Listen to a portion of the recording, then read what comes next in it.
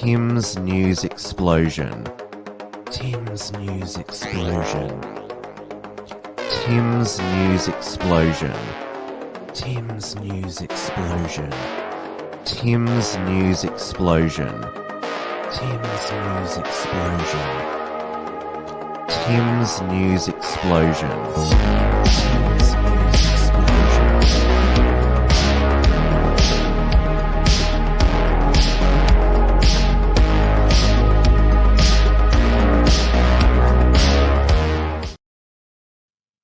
Hello, everyone, and welcome to this week's Tim's News Explosion. During these news blasts, I untwist this established news narrative of the week in a fast-paced 30-minute digest. Every Monday evening, we are live, as always, on the Wilmsfront YouTube and DLive channels. Hello to everyone in the live chats, and if you can, of course, interact more directly with the show by joining in the Entropy chat, where you can ask a question and also, even better yet, send through a super chat to support the show. It is Monday, the 19th of July, 2021. It is 8:30 p.m. here in Melbourne, Victoria, where the long, cold winter in more ways than one is continuing, as it is in Sydney and now South Australia. I see Binary Agenda, who is a South Australian resident, said SA lockdown over 2 cases. At least there are actually cases this time. Well, there's 3 cases now, so the situation's even more dire. What is it?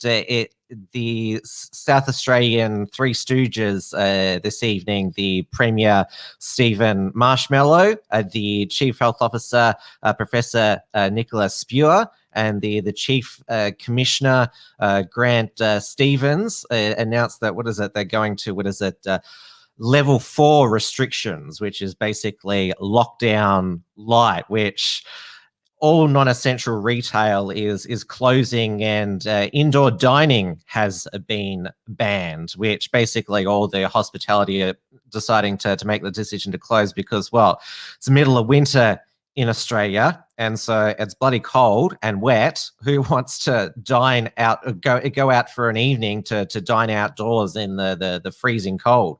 Of course, they're going to close there.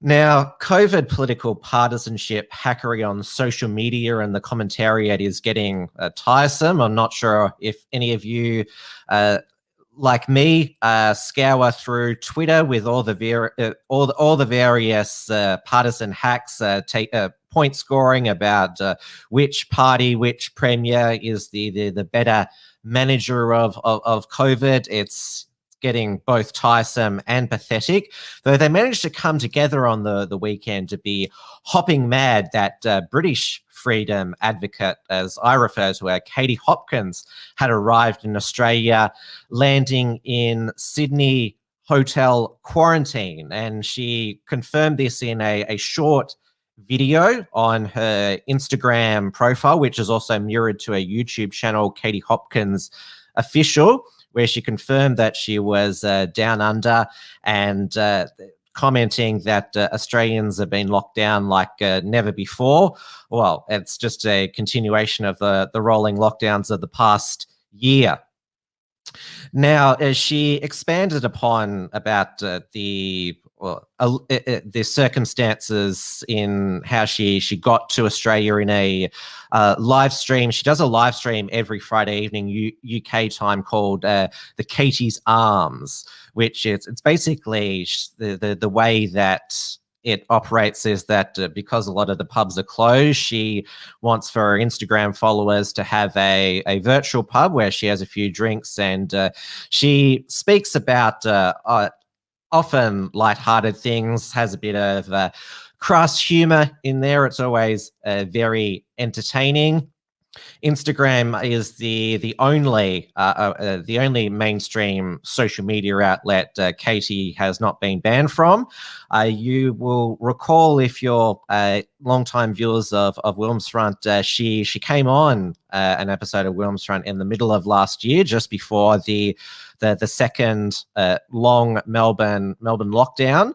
So I'll always have a soft spot for Katie Hopkins, given, well, it was just after she'd been banned from Twitter, where she had 1 million followers. She just started up her Parler account. I decided to, take a long shot to email her to see if she'd be interviewed on my program. She gladly accepted, and it was an absolute blast to interview her.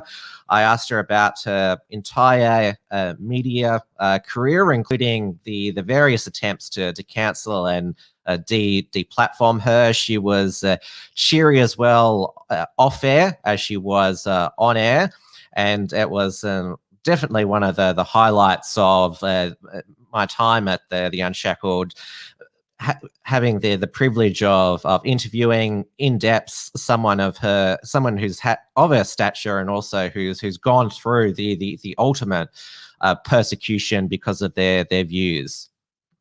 Now, this is why I was especially shocked that she had, first been granted a visa to come into Australia, because you will recall pre-COVID, the Federal Immigration Department banned Milo Yiannopoulos and Gavin McInnes from touring Australia. And this was when most people could just hop on a plane and get to Australia instantly. And so I was especially shocked that,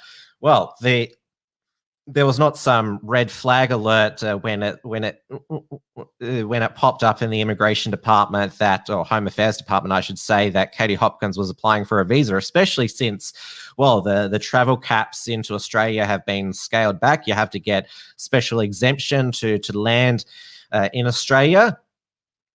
Now, in the live stream that Katie Hopkins did on the Katie's Arms, which you can still access either... I can access it, I would recommend, on the Mirrored YouTube channel there. This is what caused the most furor. She didn't say... She explained that she'd managed to get into the country. She didn't say, but it was later confirmed that she was here for the upcoming season of Australian Big Brother VIP. Caitlyn Jenner is also in hotel quarantine in Sydney, awaiting to go into Big Brother VIP. Now, thinking like the show Big Brother, if in case you haven't watched it, is all these people living together in this small house, cut off from the outside world for, 50 to 100 days. And my way of thinking, it's on Channel 7 now. It's been on all 3 networks. Why didn't they just start the Big Brother in hotel quarantine? I mean, they're all going to be in the same house for however long. Just start the show when they get here and start the Big Brother show in hotel quarantine. Now, the reason why people were doubly mad that Katie Hopkins was here was not only because, they claimed that she had taken the place of a returning Australian. And, Katie Hopkins herself admitted that it's bullshit that I'm allowed here and you can't.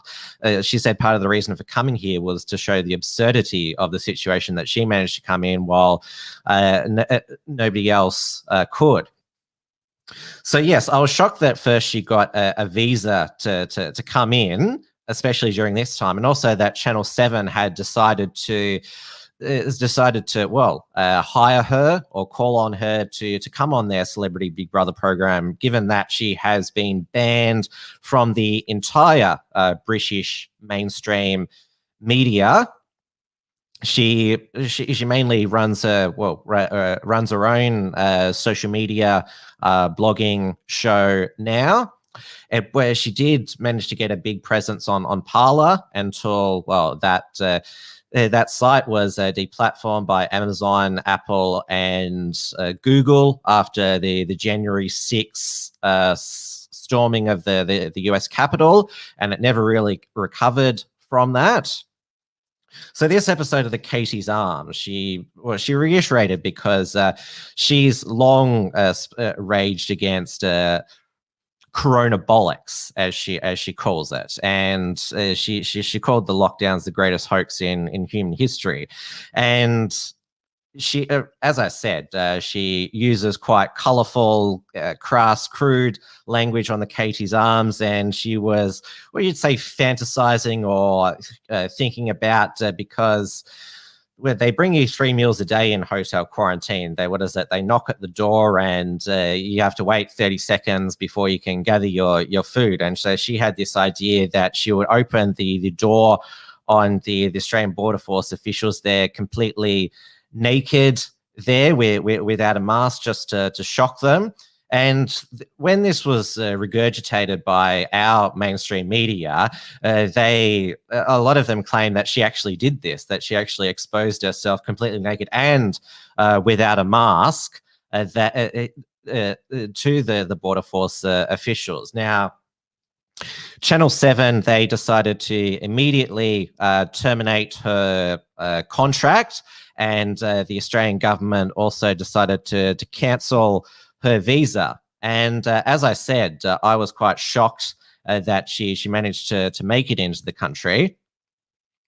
Sorry, my face is just frozen for a moment. I'm back online now, but you can all still hear me, I hope.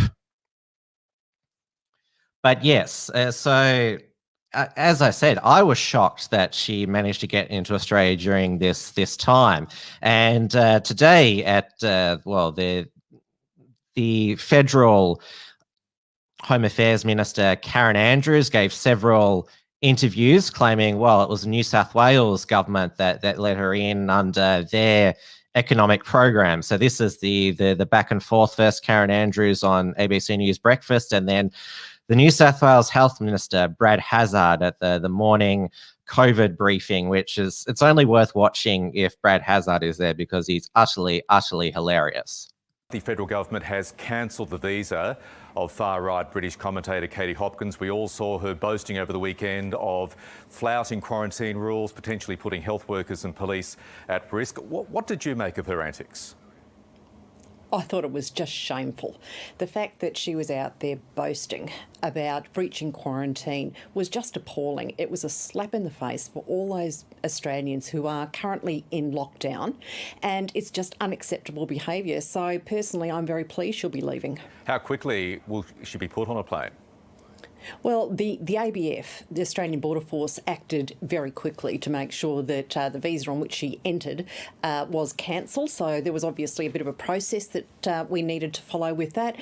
We will be getting her out of the country as soon as we can possibly arrange that. So I'm hopeful that that it will happen imminently. Isn't there a character test for visas to get into the country? This is a woman who has called migrants cockroaches, has called for a final solution, has described Islam as repugnant.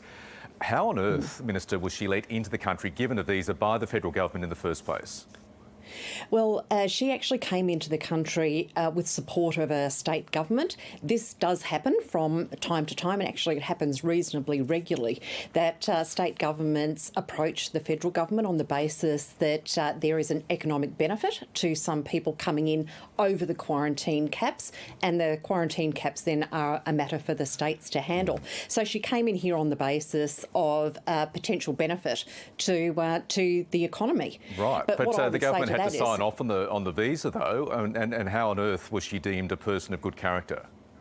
Well, she's clearly not someone that we want to keep in this country for a second longer than we have to. But the question is, why was the initial decision made to let her in the first place? Well, there are very well-established processes and procedures for people to enter this country, and many decisions are made on the basis of economic benefit. Now, for all those Australians out there that are watching this, I'm with you. It's appalling that this individual behaved the way that she did, and she will be leaving, without a doubt.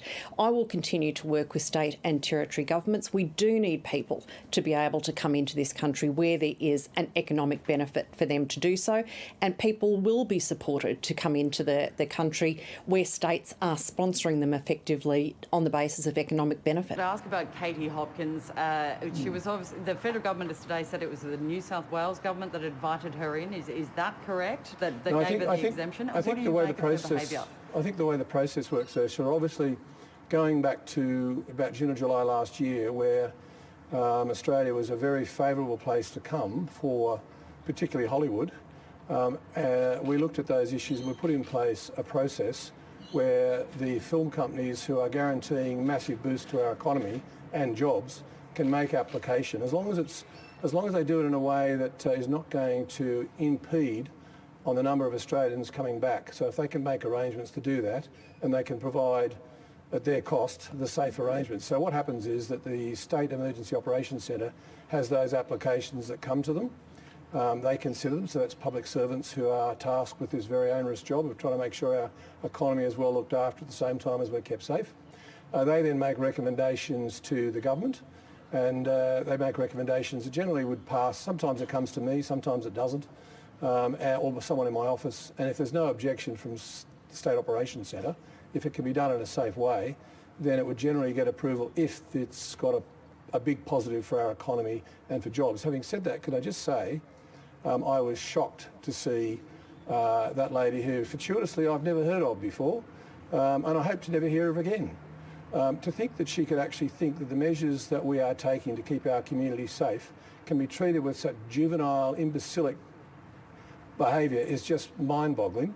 And to think that she could actually put our teams in our health quarantine, our staff, we have police, we have health staff, to think that she thinks it's acceptable to put them at risk and to put our broader community at risk is just completely abhorrent. And I hope she's on the first plane back. Now, Kreschko has made the point how celebrities and film stars are brought in for economic activity and jobs, but meanwhile, half Australia can't go to work. Yes, because the latest in the Greater Sydney lockdown is construction has been halted for 2 weeks, and that's a huge sector of the economy. But reality TV and films, because, well, Sacha Baron Cohen, Natalie Portman are here. Russell Crowe is here. Well, he's an Australian. So is Hugh Jackman. But they've obviously managed to get ahead of the queue of returning Australians to come back home. Tom Hanks was back in Australia last year to film up on the Gold Coast. Dr. Jeanette Young said that it was worth it for the economy, and that apparently those decisions are more important than stopping. Well, it's a higher priority than allowing loved ones to reconnect just before one of them passes there. Now, the reason why I said both the left and the right on Twitter had united in their hatred for Katie Hopkins is, well, it's again evidence of the right, or the alleged right, centre right, punching right. And I couldn't believe the column that Andrew Bolt published in the News Corp papers this morning. He said, "Trash celebrity Katie Hopkins deserves to be booted out." Why was right-wing British columnist Katie Hopkins, isn't that how people describe you, Andrew? Well, an Australian right-wing columnist, let into Australia. Worse, why is she still here after boasting of scaring staff at our quarantine hotels? So Bolt says here, next flight back home and a note in her passport, stay out. So Andrew Bolt previously, he condemned the Australian government for cancelling, banning Milo from Australia, but wants Katie Hopkins permanently banned from Australia. Hopkins is a clickbait troll made famous by social media. Well, no, she originally gained fame by being a contestant on the British series of The Apprentice, and became a fixture of the British mainstream media circuit, and had many TV shows of her own, where one of them was she decided to put on a whole bunch of weight and then lose it to show that fat people could really lose all the weight. It said where cruelty sells. That made Channel 7 stupidly think she was the perfect villain for its Big Brother VIP show. Well, in my experience, Katie Hopkins is a very nice person. God knows why the New South Wales government agreed to grant Channel 7 extra places in quarantine to let contestants like Hopkins, once sacked for tweeting Muslims needed a final solution. Okay, context there. Hopkins, she was reacting to the Manchester Arena Islamic terror bombing, where little British girls were blown to smithereens, and said, we need to fix this, the crisis caused by mass immigration. We need a final solution, which obviously has like if somebody ever says that, then immediately there's a connotation with the Nazis' final solution.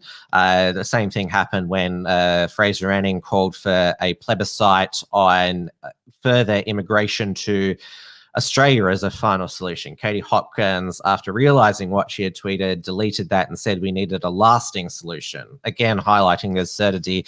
It's okay if you say lasting, like if she said lasting solution, she probably wouldn't have been sacked from LBC, the radio station where she was working at, but because she said final solution, she was completely cancelled. Are we really so short of trash celebrities and moral perverts that governments must bend the rules to import more? And I mean trash. Hopkins posted a video from her quarantine hotel blasting the bastards who imposed COVID-19 lockdowns in the greatest hoax in her human history.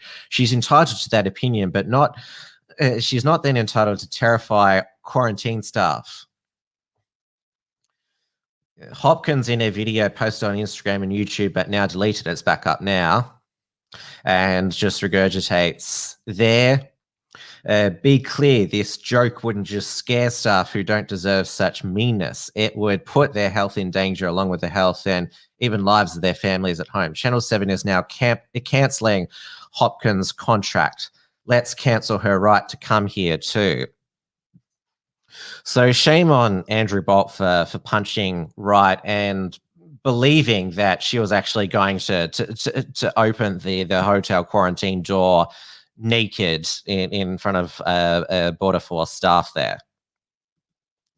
And now New South Wales Police, because she has had her visa cancelled and is on a plane home back to Britain, the New South Wales Police confirmed that they'd fined her. This was because she was not wearing a mask during when she was required to during a period in hotel quarantine.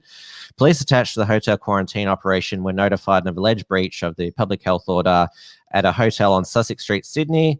Following inquiries, a 46-year-old woman was issued a $1,000 penalty infringement notice for not wearing a face covering. New South Wales Police assisted Australian Border Force with the transfer of the woman to Sydney International Airport this afternoon following the cancellation of visa departing to the United Kingdom. She did admit in that live stream that she was at a certain period of time not wearing a mask and she was told to put one on. So that's what that $1,000 fine is for. It's not for opening the door naked in front of Border Force officials. That was obviously she was, as I said, fantasizing, making a crude joke there. And so Andrew Bolt, obviously, most of you aware, hosts a show on Sky News, and yeah, I haven't seen him punching right like this since he was outraged that Sky News Australia interviewed Blair Cottrell in 2019 on the Adam Giles program. He said Sky News should say no to Cottrell, and well, that was you'd say, what is it? Official mainstream media counselling of Blair.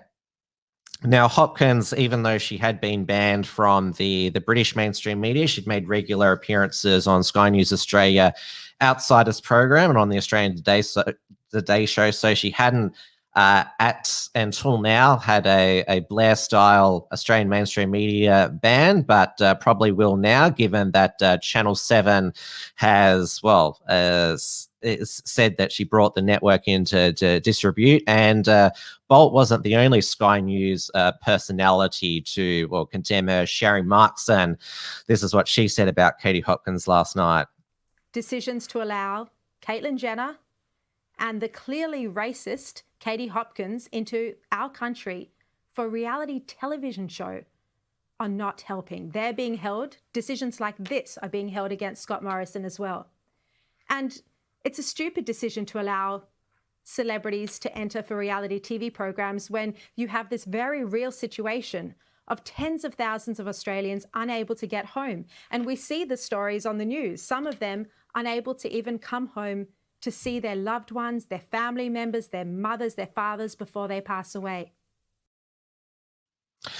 So Sherry Markson referred to Hopkins as clearly racist and making that it was beyond doubt that she was a racist, which, of course, it's a pretty serious accusation to label someone a racist, let alone a clear racist. So clearly it was, and we saw a lot of what you'd call them right-wing politicians such as Tim Smith, Liberal MP, cheering on that Katie Hopkins, this racist person, their visa had been cancelled there. So it wasn't just people in the media punching right, but also politicians as well.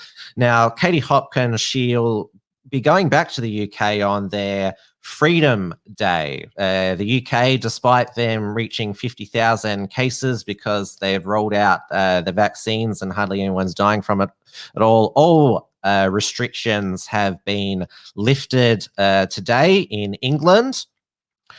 So there'll be no social distancing, no masks, no anything. It'll all be personal responsibility now. But of course, not everyone's happy that freedom has returned to the UK.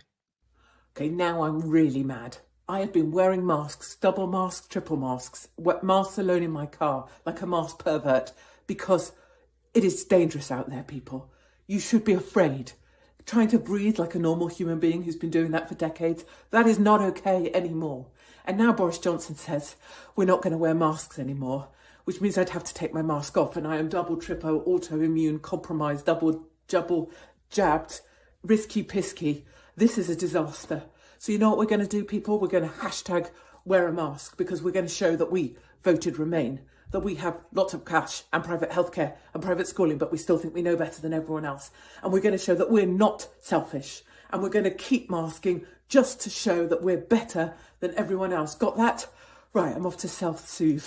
Just going to go and listen to some Aled Jones schlongs of praise. Meanwhile, double mask, hashtag wear a mask, alone in a car. Good.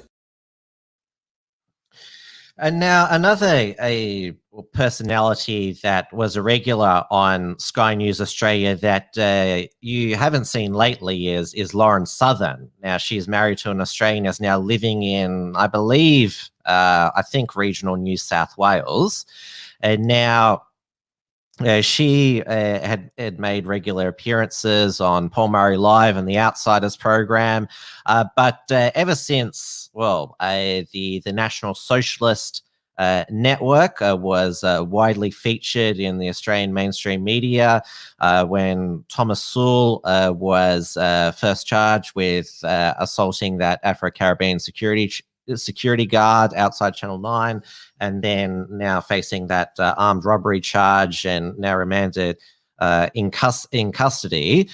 During a 2018 tour with Stefan Molyneux in Australia, Lauren, during the Melbourne leg, posed for a photo with the Melbourne Lads Society, which Thomas Sewell was the founder of, and the Lauren Southern posed with them, including Tom and Tom's right-hand man, Jacob Persianet, doing the OK sign. And a lot of the Antifa Twitter activists made sure that this photo was recirculated quite a bit, given that Tom was now in trouble with the law, and that's probably why that you're not seeing her on Sky News Australia. Now, both Katie Hopkins and Lauren Southern have covered the horrific white farm attacks and murders in South Africa. Lauren Southern's first documentary, Farmlands, was focused on those farm attacks. And Katie Hopkins, when she worked for Rebel Media, spent time in South Africa.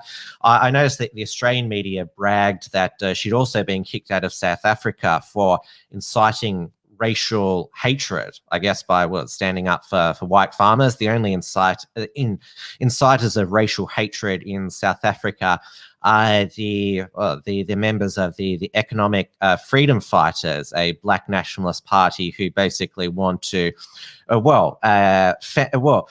fantasize about genociding the white population there. And with the arrest and detainment of the former South African President Jacob Zuma on corruption charges, there's been widespread rioting and BLM, burn, loot and murders, and the country is basically experiencing the end times. And they've followed the Zimbabwean path of basically seizing the property and the economic developers, I should say, the white farmers there. And Zimbabwe, of course, went to hyperinflation, and the country was ruined under Robert Mugabe, and now they're begging the white farmers to come back. South Africa has followed the same black nationalist policy of expropriating farms, a lot of them by vigilantes there. And now the country looks like descending into anarchy, ruin, destruction. It is so sad for, especially particularly those South Africans, the white South Africans who'd been there for generations, built up lives there. They wanted to stay and fight for their country, but it looks like it's going to be lost now, which is just so sad. Katie Hopkins, Lauren Southern, a lot of other independent media covered what was going on in South Africa. Lauren Southern on a YouTube channel she interviewed a South African about what is going on there. We'll obviously keep following the situation both on Tim's News Explosion and also the Unshackled. The other place where there is, some good unrest is in communist Cuba, where protests are continuing against the communist Cuban regime. Now, probably what could be a catalyst for that is the fact that, the Castro brothers are no longer running the country there. Now, Fidel Castro died in 2016. His younger brother Raul had been the president since 2008, but he's 90 now, Raul Castro, and so he's handed on to a new president, Miguel Diaz-Canel, who you never heard of him before. Protests have continued around Cuba and Havana during the week. The government has tried to censor the internet and social media. They've tried to have the Cuban government some pro government rallies, stage those. And now the US mainstream media, they've tried to spin it is that, the Cubans are protesting because they want more vaccines. No, they're chanting liberty. They've had enough of their oppressive regime. And it's causing quite the conundrum for the Democratic Socialists of America. Alexandria Ocasio-Cortez, she said that, they're protesting because of the US sanctions that have crippled the Cuban economy. Well, I believe that, I agree with her that the sanctions, they punish the Cuban people when it's the Cuban government that we hate. So she's got a point there. But of course, she's also excusing the failures of socialism there. So fingers crossed now that the communist Cuban regime will finally fall. Biden finally addressed the growing protests in Cuba and said that communism and socialism do not work. He managed to admit that, even though there are a lot of socialists in his party now, which was refreshing for sleepy Joe Biden, though he and his press secretary, Jen Psaki, are wanting to, borrow a leaf out of the Cuban censor's playbook because they want Facebook to take down information or posts that discourage people from taking the vaccine. Biden said that Facebook is killing people, and Jen Psaki said they want to work with Facebook, basically. And this is where the whole Facebook is a private company argument, so they do what they want, is absolute rubbish, because Facebook deletes stuff often at the behest or with pressure from government or law enforcement. I mean, there's a lot of evidence that the Australian government ordered a lot of Patriot pages to be deleted post the Christchurch massacre. Facebook didn't delete them on their own, so Facebook is not a private company making its own independent decisions there. So that's the news explosion for the week. As always, I've gone over time, but thank you so much, everyone, for watching again. There'll be no Wilmsfront this Thursday. I'm going to take a breather, but there will be Trad Tasman Talk 6 p.m. Friday on the Unshackled YouTube channel, Melbourne time, of course, with Stephen Berry this week at the Mr. Berry Show. Of course, keep checking the unshackled.net for our Unshackled's production archive, including reports from Tiger Mountain with Richard Wollstonecroft, and also our latest written content there. And I noticed that on Entropy, we've got a question here from Charlie Brown AU. G'day, what's your flag on the right-hand side? Well, that's my Eureka Stockade flag there, the Miners' Rebellion there. That's what that flag is. Of course, to the left of the screen, that's my Australian flag there. All right, good night, everybody, and I'll see you next week for Tim's News Explosion, and I will see you on Friday for Trad Tasman Talk. Good night, everybody. Tim's News Explosion. Tim's News Explosion. Tim's News Explosion. Tim's News Explosion. Tim's News Explosion. Tim's News Explosion. Tim's News Explosion. Tim's